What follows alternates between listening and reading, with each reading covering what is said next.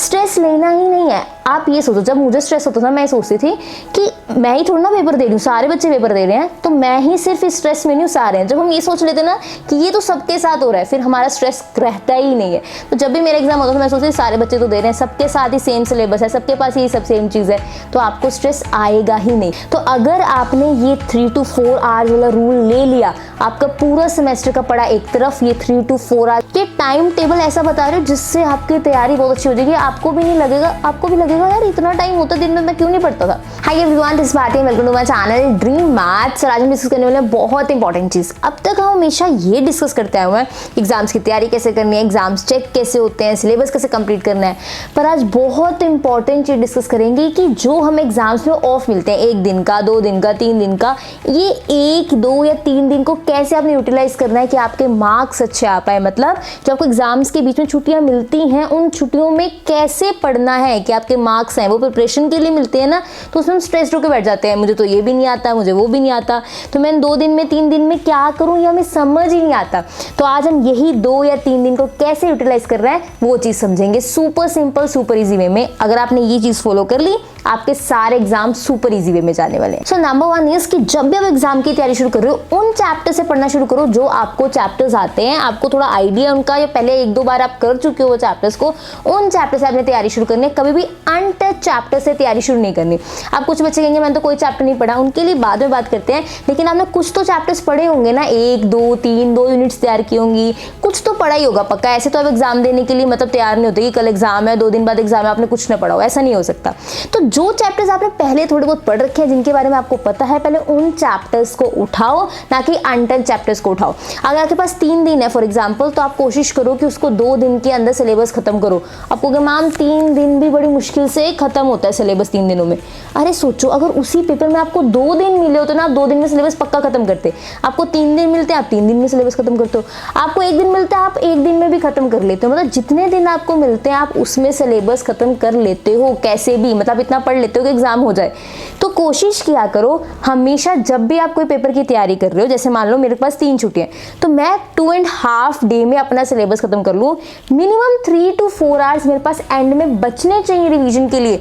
चाहे आपने 5 चैप्टर करें 10 में से, लेकिन उन 5 चैप्टर की रिवीजन के लिए भी एंड में आपके पास 3 to 4 आवर्स होने चाहिए। 3 छुट्टियां तो 2.5 डे में काम खत्म करके बाकी आधा दिन बचाओ। बचता है दिन, माइंड को सेट करने की बात है। अगर मैं सोच रही हूँ मेरे पास है ही 2 दिन या 2.5 दिन है, तो मैं उसी में तैयारी कंप्लीट कर लूंगी। वो जो आप 3 to 4 आवर्स रिवीजन में डालोगे ना, that will be very very beneficial for you. जो आपने पढ़ा है आपको लगेगा मुझे पता नहीं याद रहेगा कि नहीं, लेकिन जो आप 3 से 4 घंटे में उस पर दोबारा रिवीजन लगाने वाले हो ना, वो आप कभी नहीं भूलोगे। चाहे आप मान लो आपने सोचा होगा मैं 2 यूनिट करके जा रहा हूँ पेपर में, आधे सिलेबस करके जा रहा हूँ, वो आधे सिलेबस के लिए आपको 3 to 4 आवर्स लगा के दोबारा उसको एक बार पढ़ना है, फटाफट पढ़ा जाएगा, क्योंकि अभी आपने ताज़ा चीज़ पढ़ी हुई एग्जाम के लिए, वो माइंड में रहती है। तो आप रिवीजन करोगे टाइम ही लगेगा, लेकिन अगर आपने ये रिवीजन कर ली ना, पेपर तक कभी कोई चीज़ नहीं भूलोगे। तो आपके चाहे 1 दिन है ना एग्जाम का, मतलब आपको 1 छुट्टी मिली है, तो पूरा दिन तैयारी कर लो। नेक्स्ट डे जिस दिन पेपर है, सुबह जल्दी उठ के 2 to 3, 3 to 4 आवर्स आप पे डिपेंड करता है, उठ के उसको सारा एक बार रीड कर लो। अब कई बच्चों को तो स्ट्रेस ही हो जाएगा, मैम एक बार तैयारी खत्म नहीं होती, ये रीड करने की क्या बात कर रहे हो। जब मुझे मेरी फ्रेंड ने ये चीज़ बताई थी, आई वाज इन +1, तो उसने बोला, मैं कहते सीधे साथ चैप्टर्स कैसे हो गए फिजिक्स के, कहते मैंने करे और सुबह रिवीजन किया। मैंने कहा अच्छा रिवीजन का टाइम बचता है, फिर मैंने ट्राई किया, नहीं क्या पता रिवीजन से फ़र्क पड़ता हो। और धीरे धीरे जब मैंने भी ये चीज़ करी कि एग्ज़ाम आते जैसे एक बार सिलेबस खत्म किया, उसके बाद रिवीजन की, लिटरली चीज़ें बहुत अच्छे से याद रहती हैं। तो अगर आपने ये 3 to 4 आवर्स वाला रूल ले लिया, आपका पूरा सेमेस्टर का पढ़ा एक तरफ, ये 3 to 4 आवर्स रिवीजन करोगे, बहुत इंपॉर्टेंट रोल प्ले करते हैं। तो आपके पास 2 दिन है, 3 दिन है, 4 दिन है, चीज़ें प्लान करो। 3 to 4 आवर्स मिनिमम, अगर आप 2 यूनिट कर रहे हो, 4 to 5 आवर्स 3 यूनिट कर रहे हो, ऐसे मतलब 1 यूनिट को पढ़ने में ना, रिवीजन करने में 1.5 से 2 आवर लग जाता है। अगर आप अच्छे से ढंग से उसको एक बार रिवाइज कर रहे हो, तो उसके अकॉर्डिंग चीज़ें प्लान करो। 2 यूनिट रात को रिवाइज करके सो के 2 यूनिट सुबह रिवाइज कर ली, लेकिन पेपर से पहले ये रिवीजन जो है ना, अगर ये आपने कर ली, आपके मार्क्स अच्छे आएंगे। ये 2-3 दिन को ऐसे यूटिलाइज करना है।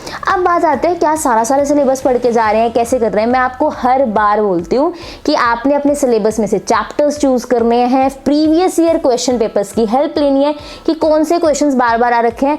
रिवीजन के टाइम पे उन्हीं क्वेश्चंस पे पहले स्ट्रेस देके पढ़ना है। रिवीजन ऐसे नहीं करनी कि आपने फर्स्ट पेज से स्टार्ट करी एंड तक जा रहे हो, नहीं, पहले उन क्वेश्चंस को रिवाइज करो जो बार बार पेपर में आ रखे हैं, फिर बचा हुआ जितना भी है फटाफट से उसको रिवाइज कर लो। ये आपको थोड़ा इंटरेस्टिंग भी लगेगा। जब हम सीरियल में पढ़े थोड़ा बोरिंग सा लगता है, लेकिन पहले हमने इंपॉर्टेंट पढ़ लिया, बाकी बचा हुआ थोड़ा सा ही रह जाएगा, वो आप पढ़ लेना, लेकिन पढ़ना जरूर है, ये रिवीजन जरूर करनी है। अब नेक्स्ट चीज क्या है, ठीक है हमने पढ़ लिया, रिवीजन कर ली, ठीक है। अब नेक्स्ट चीज आती है कि हमें पैनिक हो जाते हैं, हमें मतलब कई बार क्या होता है हम पढ़ के भी जा रहे हैं, या फिर कुछ बच्चे ना रेगुलर डेज पे अच्छा पढ़ते हैं लेकिन एग्जाम्स में आके बहुत डरा फील करते हैं कि मैं कैसे पढ़ूंगा, इतना सिलेबस मुझे याद रहेगा कि नहीं रहेगा, प्रोडक्टिव नहीं रह पाते। उसी टाइम हमारा टीवी देखने का मन करा, उसी टाइम मूवीज देखने का, सीरीज देखने का, उसी टाइम हमें 9 बजे 10 बजे बैठ के शो देखना ही देखना है। मतलब एग्जाम में जब हम पे प्रेशर आता है हमारा मन उससे एस्केप मांगता है कि बाहर निकलना है। बट अपने आप को ये चीज समझाओ कि बस थोड़े दिन की बात है, 10 दिन की, 15 दिन की, उसके बाद ये शो भी यही रहेगा, ये टीवी भी यही रहेगा, ये सीरीज भी यही रहेगी, मैं देख पाऊंगा। मतलब आपने अपने आप को समझाना है, अपने आप को ट्रीट करना है। जैसे अगर मान लो आप छोटे बच्चों को समझाते हो ना, अपने आप को भी एक ऐसे बच्चे की तरह ट्रीट करना है कि समझाना है मैंने मार्क्स लेने हैं, मार्क्स तभी आएंगे जब पढ़ोगे। अगर आप ये सोच रहे हो कि मार्क्स की कोई जरूरत नहीं है, आगे कोई नहीं पूछता, नहीं, अगर आप एक अच्छे कॉलेज में एडमिशन लेते हो, आगे MBA में MCA में जब आप बैठते हो जॉब्स के लिए, तब आपके मार्क्स वहां पे मैटर करते हैं। आप एलिजिबल हो कि नहीं उस इंटरव्यू में बैठने के लिए, वो भी आपके मार्क्स बताते हैं। तो मार्क्स की इंपॉर्टेंस है। तो स्ट्रेस लेने से कुछ नहीं होगा। कई बच्चे एक्स्ट्रा स्ट्रेस लेके नहीं पढ़ते, मतलब एक क्वेश्चन पे 3-3 4-4 मतलब उसको एक्स्ट्रा टाइम लग रहा है करने में, कि क्वेश्चन जो 10 मिनट में हो सकता है उसको 25 मिनट लग रहे हैं, क्योंकि वो स्ट्रेस्ड है कि एग्जाम है। ये स्ट्रेस भी नहीं होना चाहिए और इतना फ्री भी नहीं होना चाहिए कि बैठ के टीवी सीरीज देख लो। कुछ भी नहीं सोचना, बस ये सोचना है मुझे पढ़ना है, जितना सिलेबस हो गया ठीक है, लास्ट के 3 to 4 साल मुझे रिवीजन करनी है। स्ट्रेस लेना ही नहीं है। आप ये सोचो, जब मुझे स्ट्रेस होता था मैं सोचती थी कि मैं ही थोड़ा ना पेपर दे रही हूँ, सारे बच्चे पेपर दे रहे हैं तो मैं ही सिर्फ इस स्ट्रेस में नहीं हूँ, सारे हैं। जब हम ये सोच लेते ना कि ये तो सबके साथ हो रहा है, फिर हमारा स्ट्रेस रहता ही नहीं है। तो जब भी मेरा एग्जाम होता था मैं सोचती सारे बच्चे तो दे रहे हैं, सबके साथ ही सेम सिलेबस है, सबके पास ये सब सेम चीज़ है, तो आपको स्ट्रेस आएगा ही नहीं। तो स्ट्रेस नहीं लेना, सिर्फ पढ़ना है। और रिवीजन जो ये है ना गोल्डन रूल रिवीजन का, सच में बता रही हूँ इसने लाइफ चेंज कर दी मेरी। मेरे मार्क्स एकदम अच्छे से, मतलब सारा 2 दिन जो 2.5 दिन आप पढ़ोगे वो एक जगह, और लेकिन जो लास्ट के 3 to 4 आवर्स 3 to 6 आवर्स आप पढ़ के रिवीजन करोगे ना, ये चीज़ ये आपको एग्जाम्स में मार्क्स कहीं का कहीं पहुंचा देगी। अब कोई बच्चा जिसकी बिल्कुल भी तैयारी नहीं है वो क्या करेगा, वो सोचेगा मेरे को तो मैम कुछ भी नहीं आता, आप क्या रिवीजन की बात करो, मैं तो सिलेबस भी नहीं करा हुआ। अगर मान लो आपने सोच रखा है कि मैंने सिर्फ पास होना है, ठीक है, आपने सोच रखा है मैंने 3 यूनिट करके जानी है, 2 यूनिट करके जानी है, तो 2 यूनिट तो पढ़ोगे ना, तो 2 यूनिट की रिवीजन कर देना, ताकि श्योरिटी हो जाए कि इस 2 यूनिट के मेरे को क्वेश्चन पेपर में आया तो मैं कर लूंगा। रिवीजन के बाद वो आप क्वेश्चन नहीं भूलोगे, ये मैं बात बता रही हूँ। अगर आपने बिल्कुल भी तैयारी नहीं की है ना अभी तक, प्रीवियस ईयर क्वेश्चन पेपर उठाओ, अपनी बुक उठाओ और फटाफट से पिछले 4-5 साल के पेपर और अपनी बुक खोल के करना शुरू कर दो, आपके मार्क्स आ जाएंगे। मैं ये नहीं एग्जैक्ट क्वेश्चंस आएंगे, लेकिन उसके आसपास के ही क्वेश्चंस आएंगे, वही इंपॉर्टेंट क्वेश्चंस बार बार रिपीट होते हैं। अगर आपको प्रीवियस ईयर क्वेश्चन पेपर अभी तक अरेंज नहीं किया, अपने फ्रेंड्स को बोलो कहीं से भी अरेंज करो, लेकिन क्वेश्चन पेपर्स आपके पास होने चाहिए। एक चीज़ और, जब भी हम पढ़ते हैं ना स्ट्रेस्ड होते एग्जाम में, फ्रेंड को बार बार फ़ोन करके पूछ रहे हैं तेरा कितना हो गया, तुमने कितना पढ़ लिया, ये इसमें टाइम वेस्ट नहीं करना। ठीक है दिन में 1-2 आपने कॉल्स कर लिए, ठीक है थोड़े स्ट्रेस थे, नॉर्मल हो गए, बट ये नहीं आप हर टाइम फ़ोन कर करके खुद का टाइम भी वेस्ट कर रहे हो, सामने वाले का भी, ये चीज़ नहीं होनी चाहिए। तो अपना टाइम भी बचाओ, सामने वाले का भी। सिर्फ पढ़ो आराम से, सबके पास 24 आवर्स ही हैं, सबने वैसे ही तैयारी करनी है एक दिन में। और नंबर ऑफ शिफ्ट्स बढ़ा दो, मतलब अगर आप चाहते हो कि आपको ज़्यादा पढ़ना है तो आप एक साथ 4-5 घंटे नहीं पढ़ सकते, आप you have to increase number of shifts. मतलब आपने ब्रेकफास्ट से पहले एक शिफ्ट लगाई 2 आवर्स की, 1.5 आवर की, ब्रेकफास्ट के बाद एक शिफ्ट लगाई, फिर लंच से पहले एक शिफ्ट लगाई, ऐसे करके आप पढ़ोगे। द नंबर ऑफ शिफ्ट्स जितनी ज़्यादा होंगी उतने ज़्यादा आपकी प्रोडक्टिविटी होगी। एक साथ बैठ के नहीं पढ़ सकते। सो मान लो बहुत ठंड है ना, 7 बजे भी उठ लो, ना उठो 5 बजे 6 बजे, 7 to 8:39 एक शिफ्ट लगा लो, फिर ब्रेकफास्ट लेना। ब्रेकफास्ट तब लेना जब आपकी एक शिफ्ट लग जाएगी। फिर 9 o'clock आपने ब्रेकफास्ट लिया, 10 o'clock तक आप रेडी हो रहे हो, ब्रेकफास्ट करा है तो थोड़ा सा लेजी भी फील होगा, 10 बजे से लेकर 12 बजे तक फिर एक शिफ्ट लगा ली। ये टाइम टेबल ऐसा बता रहे हो जिससे आपकी तैयारी बहुत अच्छी हो जाएगी। आपको भी नहीं लगेगा, आपको भी लगेगा यार इतना टाइम होता दिन में, मैं क्यों नहीं पढ़ता था। 10 to 12 में पढ़ लिया, 12:30 तक आपने ब्रेक ले लिया, फिर 12:30 to 1:30 2 o'clock तक फिर पढ़ा, फिर लंच कर लिया। 2 to 4 मत पढ़ो, अपना फ़ोन देखो, कुछ भी देखो, फिर 4 से लेके 6 पढ़ लिया, 6 से तक आपने ब्रेक लिया, फिर रात तक पढ़ लिया, मतलब ऐसे करके कितने सारे आपको टाइम मिल जाएगा, आप खुद भी रियलाइज़ नहीं करते आपके पास कितना टाइम है।